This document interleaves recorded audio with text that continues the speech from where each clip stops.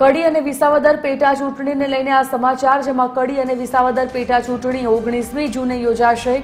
ઉમેદવારી પત્ર ભરવાનો આજે અંતિમ દિવસ। 3જી જૂને ઉમેદવારી પત્રની ચકાસણી થશે અને 5 જૂન સુધી ઉમેદવારી પત્ર પરત લઈ શકાશે। 5મી જૂને આખરી ઉમેદવારી ચિત્ર સ્પષ્ટ થશે।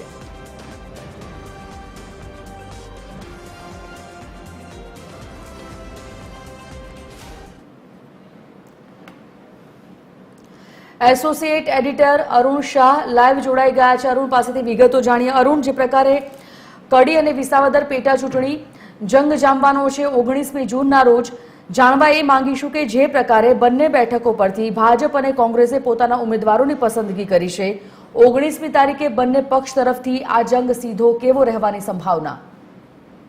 સંજીવની, સૌથી મહત્વપૂર્ણ છે કે ગુજરાતમાં રસાકસી ભરી અને સૌની લોકો તરફ મીટ મંડાયેલી છે એવી કડી વિધાનસભા બેઠક કે જે ખાસ કહી શકાય કે શિડ્યુલ જાતિના ઉમેદવાર માટે અનામત રાખવામાં આવી છે, એ બેઠક ઉપર આ પેટા ચૂંટણી યોજાવાની છે।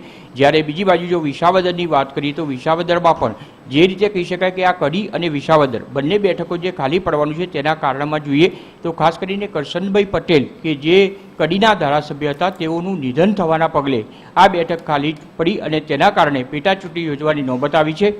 બીજી બાજુ જોઈએ તો વિસાવદરના જે ધારાસભ્ય હતા ભૂપતભાઈ ભાયાણી કે જેઓએ ભાજપમાં પક્ષાંતર કરતા તે પહેલાં તે પૂર્વે તેમણે જે ધારાસભ્ય પદેથી રાજીનામું આપ્યું ને તેના કારણે આ પેટા ચૂંટણી યોજવાની નોબત આવી છે ને પરિણામે કહી શકાય કે 19મી જૂને આ સંદર્ભે પેટા ચૂંટણી યોજાવાની છે। સૌથી મહત્વપૂર્ણ રીતે રસાકસી ભર્યા જો ઉમેદવારની વાત કરીએ તો અંતે અત્યારે આજે ઉમેદવારી પત્ર ભરવાનો જ્યારે અંતિમ દિવસ છે તે પૂર્વે ભાજપ અને કોંગ્રેસ બંને મુખ્ય રાજકીય પક્ષો તરફથી આ અંગેના ઉમેદવારી નક્કી થઈ ગયા છે। ભાજપમાંથી જોઈએ તો રાજેન્દ્ર ચાવડા કે જે એક સામાજિક કાર્યકર્તા તરીકે પણ તેમનું અગ્રણી નામ છે, તેમજ નાગરિકોમાં પણ તે લોકપ્રિય છે તેવા ઉમેદવારની પસંદગી ભારતીય જનતા પાર્ટી દ્વારા કરવામાં આવી છે।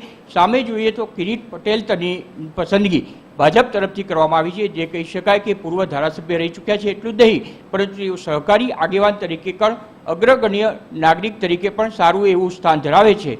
પરિણામે કહી શકાય કે ભારતીય જનતા પાર્ટી તરફથી કિરીટ પટેલનું નામ નોંધવામાં આવ્યું છે અને ઉમેદવાર તરીકે તેઓ ઊભા રહ્યા છે અને આજે તેઓ ઉમેદવારી કરશે।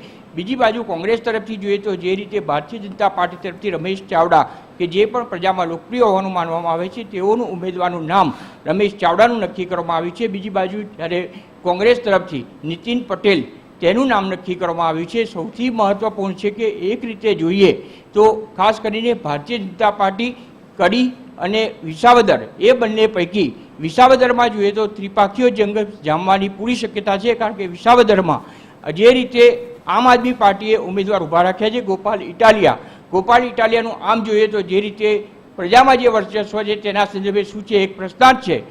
પરિણામે કહી શકાય કે પરંતુ જે રીતે ઉમેદવાર તરીકે ઊભા રહ્યા છે પરિણામે વિસાવદરમાં ત્રિપાખીય જંગ ખેલાશે, જ્યારે કડીમાં ભારતીય જનતા પાર્ટી અને કોંગ્રેસ વચ્ચે રસાકસીનો જંગ રહેશે। આજે જ્યારે ઉમેદવારી પત્ર ભરવાનું છે ત્યારે સૌથી મહત્વપૂર્ણ રીતે બંને ઉમેદવારો પોતાના ઉમેદવારી કરશે અને સૌથી મહત્વપૂર્ણ રીતે આજે ઉમેદવારી કરવાનો અંતિમ દિવસ છે। જો બંને મત વિસ્તારમાં મતદારોની સંખ્યા જોઈએ તો ખાસ કરીને 2.89 લાખ મતદારો આ ઉમેદવારોનું ભાવિ નક્કી કરશે। વિસાવદરમાં જોઈએ તો 2.61 લાખ જેટલા મતદારો છે તે ઉમેદવારનું ભાવિ નક્કી કરશે। પરિણામે આજે ઉમેદવારી પત્ર ભરવાનો અંતિમ દિવસ છે।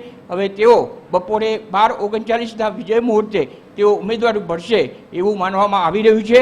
હવે આખરે કોણ બાજી જીતશે, શું ભાજપની બેઠક યથાવત રહેશે કે કોંગ્રેસ તેની સામે કેવી ટક્કર આપશે તે જોવાનું રહેશે। જી ધન્યવાદ અરુણ, જાણકારી બદલ।